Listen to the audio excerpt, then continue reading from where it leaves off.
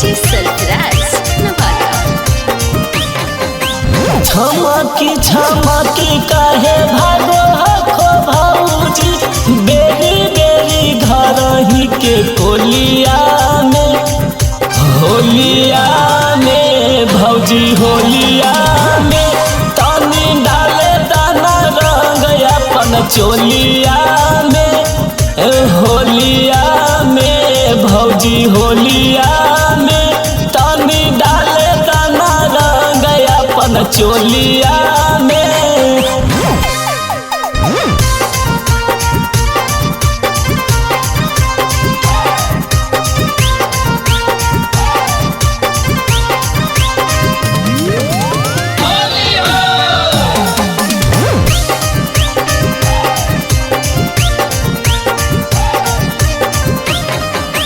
देवर के हक होबो आधा, करबो ना कुछ सुना ज्यादा, हमरा पर रख सुना भरोसा, करहियो हम साचे वादा। देवर के हक होबो आधा, करबो ना कुछ सुना ज्यादा, हमरा पर रख सुना भरोसा, करहियो भौजी साचे वादा।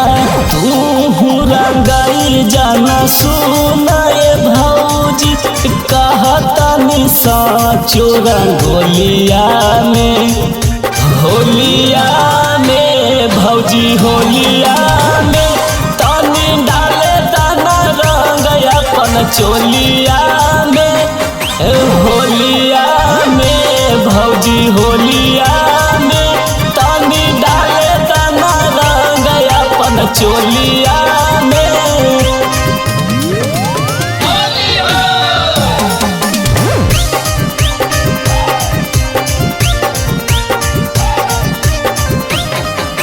प्यारे से मनवा न सुनाए भौजी, त होली में बारी बाबाल करबो, अले के लाल का रंगावा दोनों जो बनावा सच लाल लाल करबो। प्यारे से मनवा न सुनाए भौजी, त होली में बारी बाबाल करबो, अले के लाल का रंगावा दोनों जो बनावा सच लाल लाल करबो।